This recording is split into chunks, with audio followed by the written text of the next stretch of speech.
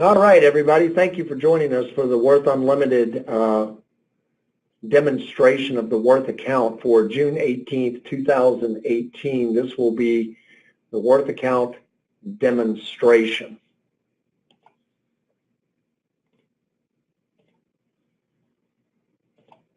All right, as everybody can see on their phone, on the screen, we have the Worth account demonstration up here, and I want to remind everybody that with the Worth account demonstration, this is one of the most powerful tools that you have for opening the eyes of your consumer as to the functionality of the product, the power of the product, how all of this truly comes together to create the system that we have in place. Now, I mentioned earlier that every one of you that are currently agents,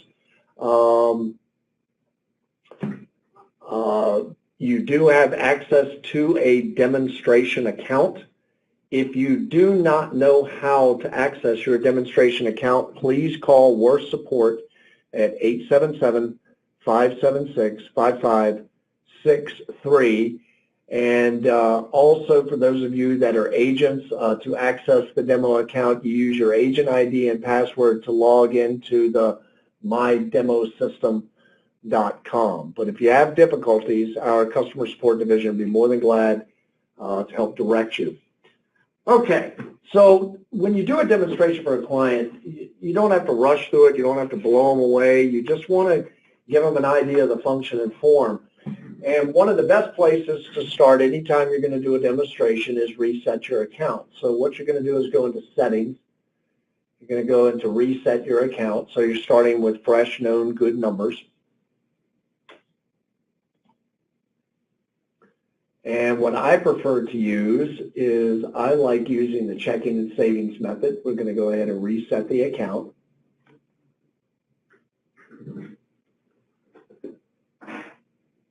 Now, when you're with a client, one of the first things you want to do is kind of review the situation of the demonstration client with your client. Now, with the demo, you can go in, you can change numbers, you can change accounts, you can add, you can delete.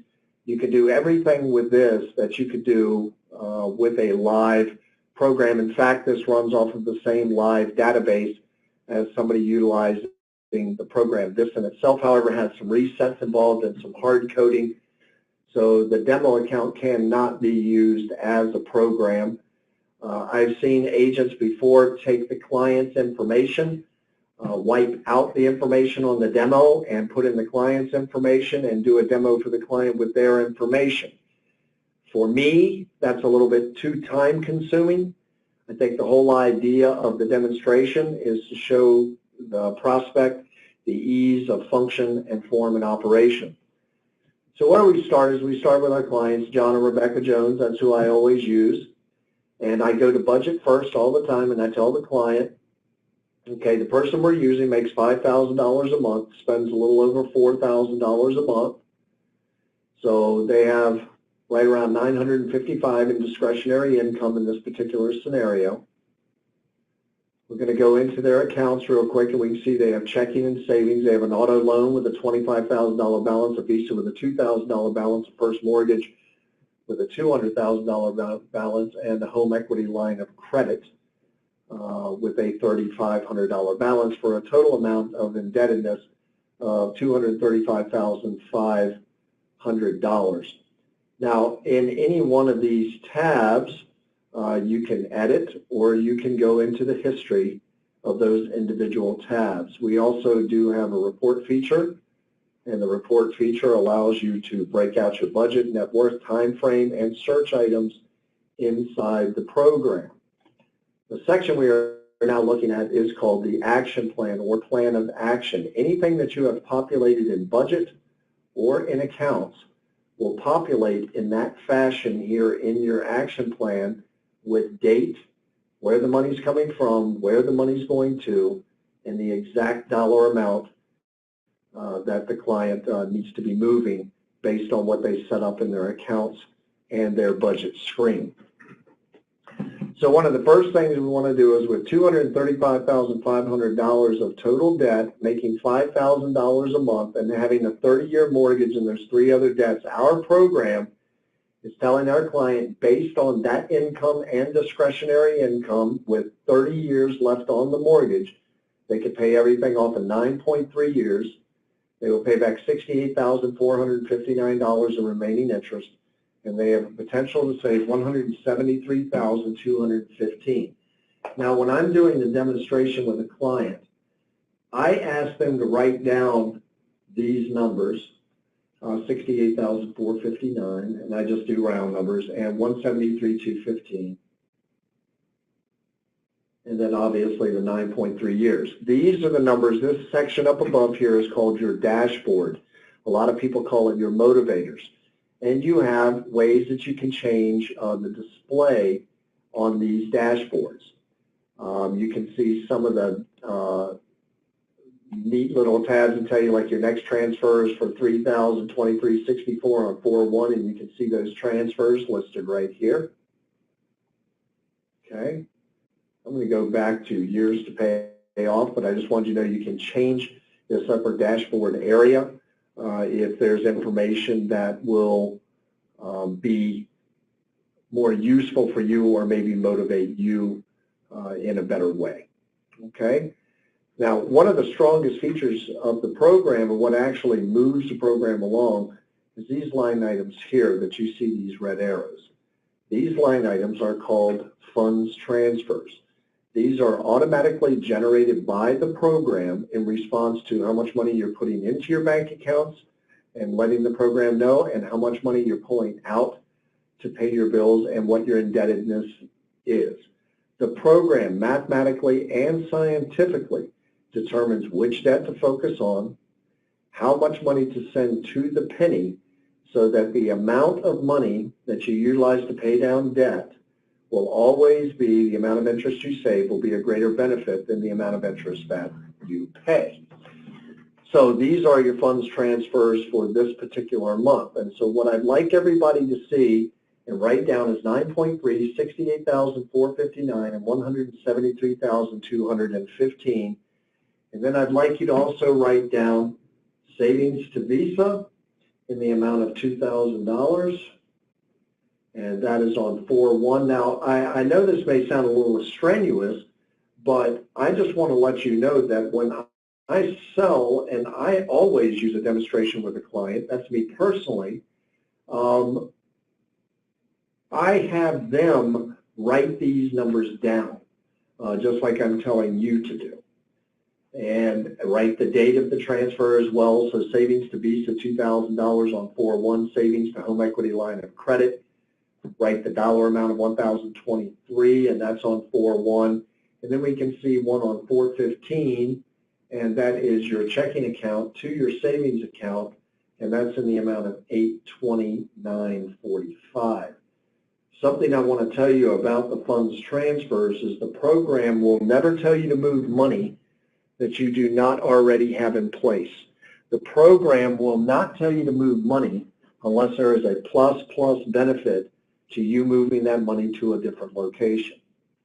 All right, so this is our setup, and so let's get into this. Let's say that John, okay, now let's go back and look at the budget real quick. We can see that they make $5,000 a month, spend a little bit over $4,000, and they have $955 in discretionary income. So let's say John and Rebecca run across a situation where, I don't know, maybe John had to take off, maybe he's doing contract work, but let's say for this pay period of 4/1, John did not receive a paycheck. So what we would do is go into execute.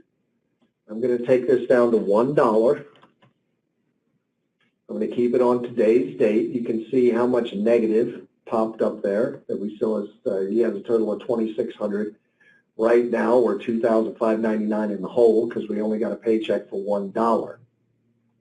Now, I want you to pay attention to 9.3, 68,000, and 173,000 up here, and then there's 3 funds transfers, 2 on 4/1 and 1 on 4/15. Now, I want to ask you all a question. If someone made $5,000 a month, their portion of that $5,000 is $2,600, and they just lost a $1,300 paycheck, this would be a pretty bad situation, wouldn't it?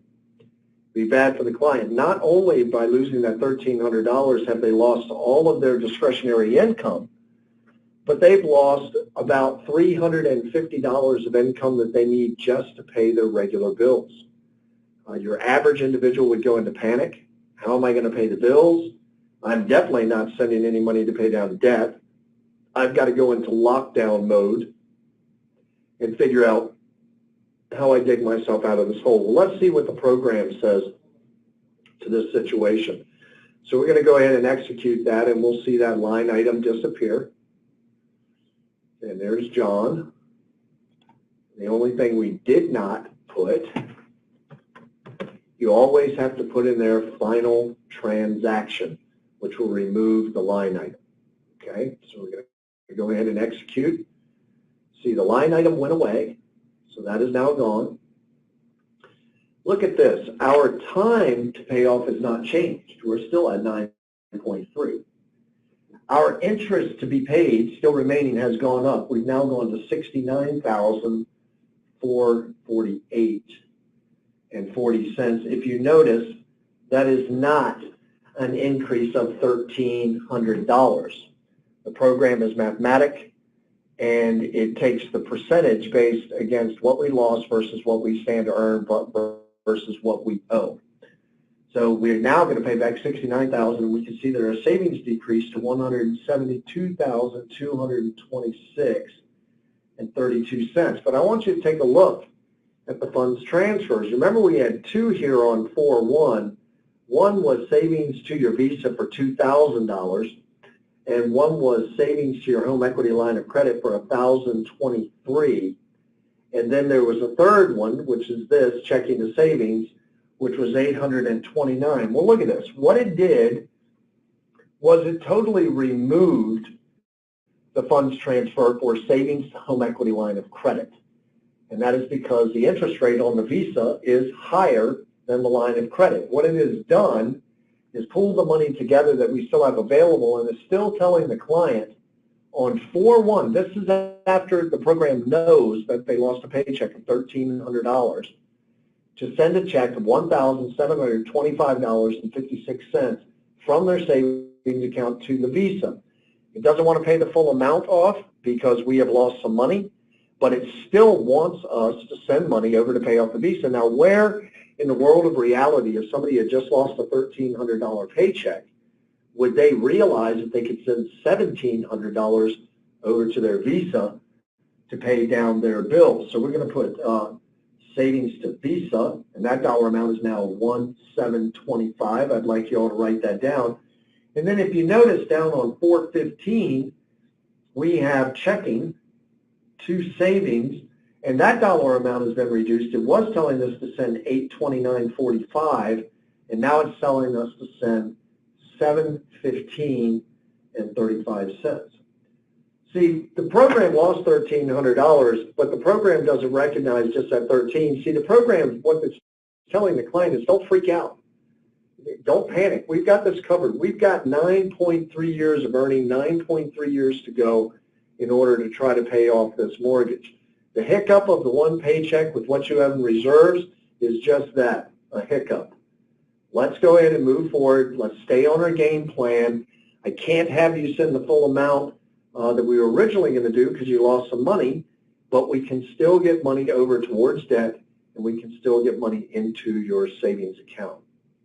Does that make sense to everybody? All right, so let's look at another scenario. I want you all to write down 9.3, $69,448. I want you to write $172,226. I want you to write on 4-1, we have from savings to Visa, $1,725. And on 4-15, funds transfer from checking to savings in the amount of $715.35. Let's go the other route. Let's say that Rebecca were to get a pay increase. So we would go in here and edit.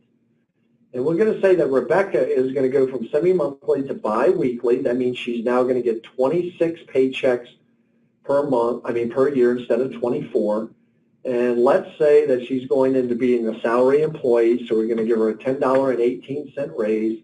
She will never receive any type of overtime. She's in a supervisory capacity. I'm sure many of you have had that job before. So that doesn't look like much money is being increased, but I want you to see the impact that it has to the overall march towards getting out of debt and being debt-free. Let's go ahead and save that. Let's see what the results is. 9.3 comes down to 8.3. Isn't that pretty amazing?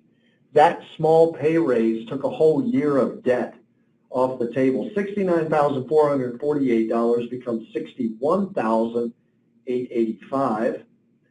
And $172,226 becomes $179,789.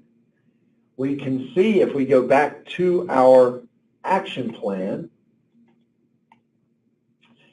look at our funds transfers now with that small pay increase. Look at what's happened. It's saying, okay, you've got some more money, we're good to go. What I want to do is check into savings, and I want you to spend $723.94. And I want that to go on the 5th now, on 4/5. And then I want you to do another transfer on 4/5, and I want that to go from savings to the Visa, and that's in the amount of $2,035. And that's going to happen on 4/5 as well. It now has another line on 4/5 from savings to HELOC. See how the HELOC came back? And that's in the amount of $614.49. But we also have a fourth operation now, and that fourth operation is down on 4/19, and we can see that right here. And that's checking the savings, and that's in the amount of $57.75. So what I'm trying to show you here, what I hope you're getting, is that this program is interactive, and it interacts with the client individually. Now, what I'm doing in the way of operations right now, when I say it's interactive, when I was on a web conference, what I'd normally do is I would go ahead and give keyboard or mouse over to the individual that I'm working with, and I would just tell them what to do and where to click and how to put it in. It makes it more real. It makes it more tangible. If you're doing this knee-to-knee, face-to-face, person-to-person, just sit alongside them and say, here, go ahead and put this in. Go ahead and type this in. Get them involved in doing a demonstration of the product so they can actually see the function and form and how easy the product is to operate. Now, one of my favorite functions on this program is this little button here called True Cost. You notice if I put True Cost, anywhere I'm spending money, it puts the true cost of what I'm actually spending by spending that money and not applying that towards debt elimination. The way you calculate this is 200 is principal, so you would subtract 200 from 274.06. So the amount of interest you're paying by paying your power bill with the rest of your debts the way they are is $74.06. You're paying in additional interest. Now, nobody wants to see that when you're paying your bills. But this function, what it is good for is asking the program questions. So let's say I want to make a new purchase. Let's go in and let's add a new action. Let's say it's going to be a withdrawal. Let's say I'm going to take this money off of my Visa. Let's say what I'm going to do is for an ATV. Let's say that's an $8,000 ATV. Since we're at the beginning of April, I'm going to change the date here. We're going to go back to April.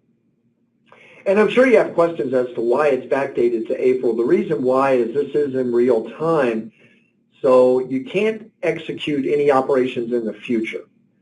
So your demo account is 2 months behind, so if you're doing a demo, you can go through and show them how to execute a whole month. You can show them how to do categories.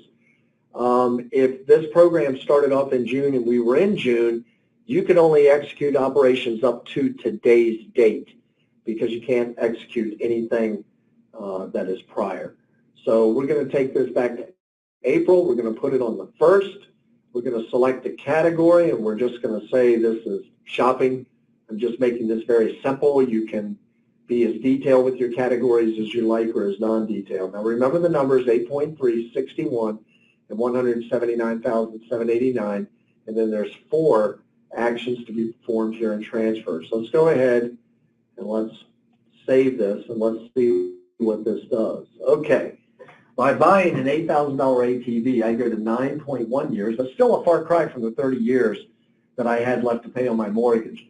I go to $80,013 in interest still remaining. My interest to be saved has decreased to $161,661. And look at my funds transfers. My funds transfers, I only have one now because I'm spending $8,000 that was the program was not prepared for. I'm telling it now, so it's making its adjustments so I stay on track for paying off my debt.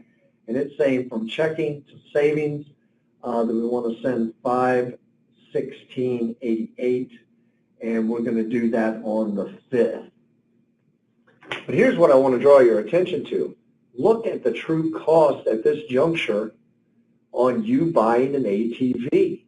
If we subtract $8,000 of principal from $26,295, we come out to $18,295 is how much interest I will pay overall.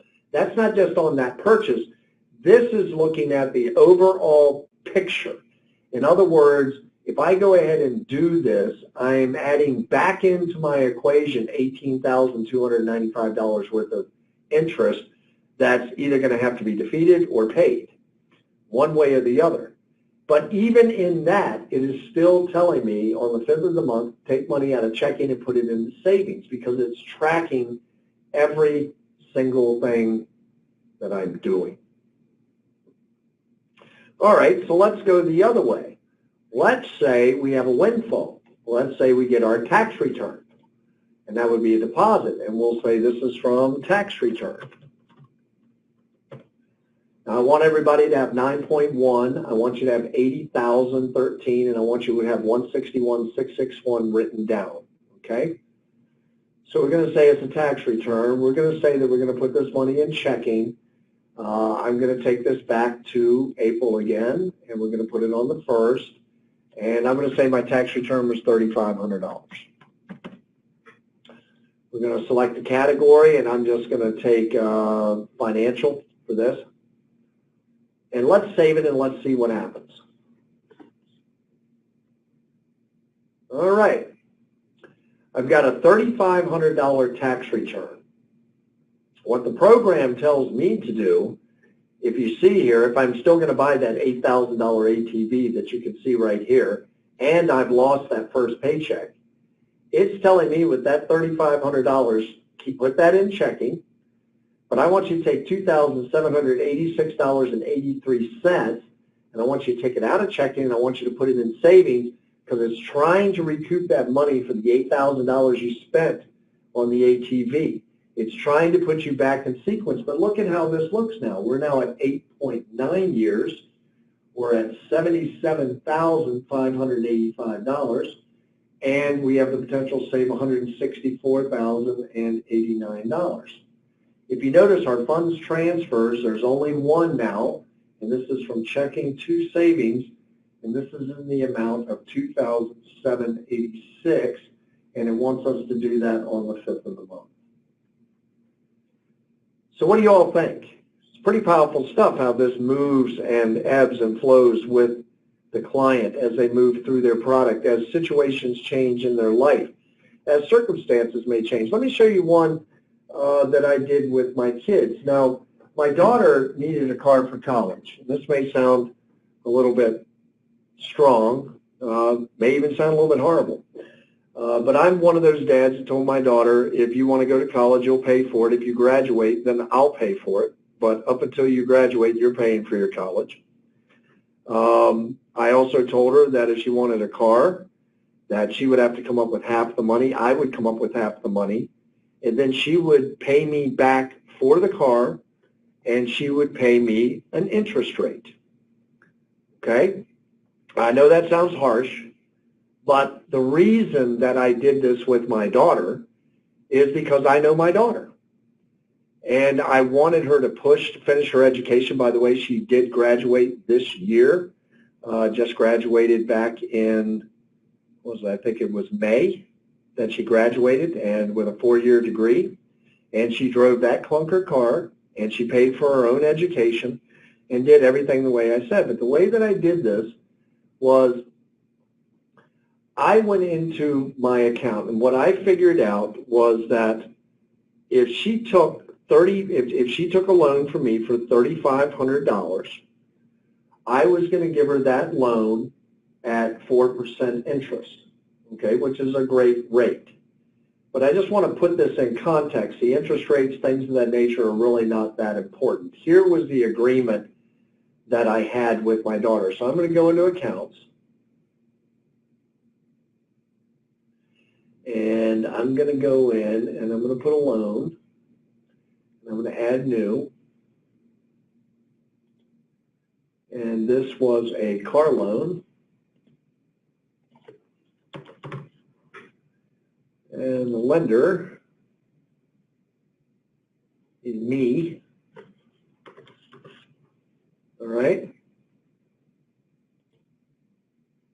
And you know what? I'm going to do it this way just so no one gets confused. I'm going to use the start balance, $3,500. We're going to say this was on a 4-year term, which would be 48 months. And it was at 4%. And her monthly payment was $120, I believe. That's the way I did it. Yep. Her payment was $120. Okay. So if we look at this over a 4-year period at 4% at $120, that's the way I set it up. Payments are going to go into my checking account. And we're going to say it was $3,500. And we're going to say it was 48. All right, we're going to go ahead and save this information and watch the numbers up here at the top change. They go to 9.1, 79,987, and 161,875. That's because I've got a new car. Now, here's what I did, was I went into my budget, and I did an edit, and I added an income. And what I did with my daughter, I put daughter's car, and I'm not using exact numbers. I'm just giving you an idea. Her car was much more than $3,500. I'm just trying to give you an idea. And what I explained to her is, honey, you know, interest is a part of something I'm going to have to pay. Since I'm doing the loan for you, you're going to have to pay a percentage of interest to me as well. So I put her payment in at $130 a month is what she would pay me. This would also help offset oil changes, if she needed some money for gas. Kid going to college, things are going to happen. So we'll say that I made her payment $130. Now, we are at 9.1. We are at 79,987. And we are at 161,875. All right? Now watch what happens when I save this. Well, let's select the category. And we'll just put income. And let's save. Look at this. I only charged her $5 more, $10 more than what her regular payment was. She was at 9.1. Prior to this, she was at 8.9 before we bought the car. We were at 8.9, 77,585, and 164 in savings. We bought the car, we went to 9.1, 79,987, and 161,875. Then she makes payments of $130, and I drop down to 8.6 years. That's lower than I was before I bought the car. I'm at 75,513 in total interest, and I have the potential to pay back to save $166,349. Let's look back over at the action plan, and we can see we now have a line item that is checking the savings in the amount of $2,786.83. See, it doesn't matter what you throw at the program. And you can't break it. The program can handle it, and it will give you the real information. John came in and said, what I did with the payments with my daughter will ultimately help her. And yes, it will. And that is why I did it the way I did, because nothing in this life is free. And I wanted to make sure that my daughter was aware how finance operates and how things move. Pretty strong program, huh? Imagine showing this to a client. Now imagine asking them a question. What if you went out and bought an investment property? You know, that's what we were talking about the other day. So we could throw in here as well that we go into mortgage, and we're going to go ahead and add a new mortgage, and we're going to say this is going to be that rental property. And we're going to go into advanced. I'm just going to use the 200,000. You could use whatever it is that they put out there, whatever is good for your market space.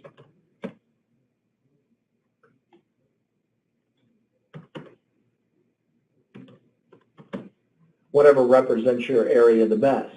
I'm going to go ahead and save that and watch the numbers just jump off the board. Okay, we go back to 22 years, but here's the reality.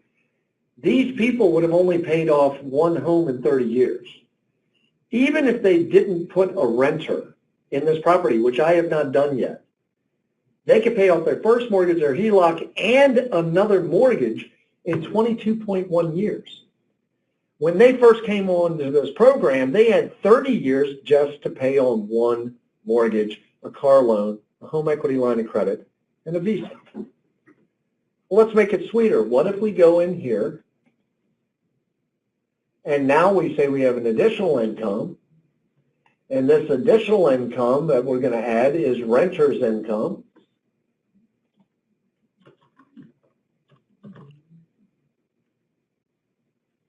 And let's say we get $1,400 for the rental.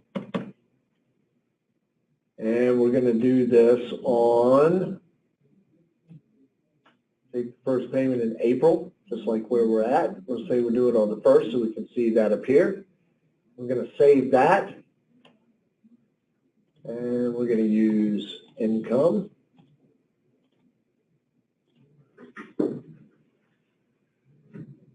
Look at that. Isn't that amazing that an individual, by putting a renter in there, there's your tax return, there's your renter income, okay? That just by putting that rental income in there, that additional amount of money, I can now pay my first, my second home off, I'll pay my ATV off, I'll pay my HELOC off, I'll pay my visa off, I'll pay everything off in 11.6 years, and I'll only pay back $177,650. I don't know any other way to say it to you all. This program is absolutely powerful and absolutely does the job that it's intended to do, that it was designed to do. We have thousands of clients who can attest to that. We have thousands of agents that can attest to that. I personally am a user of the program myself. I hope you enjoyed our demonstration this evening. I hope this was informative, and I hope this is something that you can use with your prospects for recruiting as well as your prospects for sales. This is something that I truly believe in, that I have been vested in now going on well over 11 years of being involved with this company, with this product. I have been with the individuals that own this company now going on almost 17 years of working with John and Skylar. If you have any questions, any concerns, please feel free to reach out to me or to reach out to Worth Unlimited support for any questions or concerns. We've enjoyed having you on the presentation this evening. Thank you for joining us for the presentation of the Worth Unlimited Agent Update and Sales Track Training for June 18, 2018, the Worth Account Demonstration. I want to thank everybody for joining us. Let's get out there and do it big. Let's get out there and do it right. But at the very least, let's get out there and do something big right now. This is Max Saunders saying bye-bye for now.